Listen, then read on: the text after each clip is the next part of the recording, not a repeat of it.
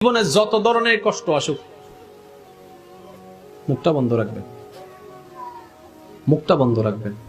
গালির পরিবর্তে গালি নয়, চিল্লানোর পরিবর্তে চিল্লানো নয়, হামলার পরিবর্তে হামলা নয়। আপনি করে ফেললে রব করবে না, এই পয়েন্ট এই জায়গায়। আপনি উত্তর দিয়ে দিলে রব উত্তর দিবে না, কিন্তু আপনি যদি বলেন যে আল্লাহ তোমার বান্দা কি করছে দেখো, আল্লাহ বিচার করবে। এবার আমি আপনাদেরকে শর্টকাটে বললে আপনারা বুঝতে পারবেন।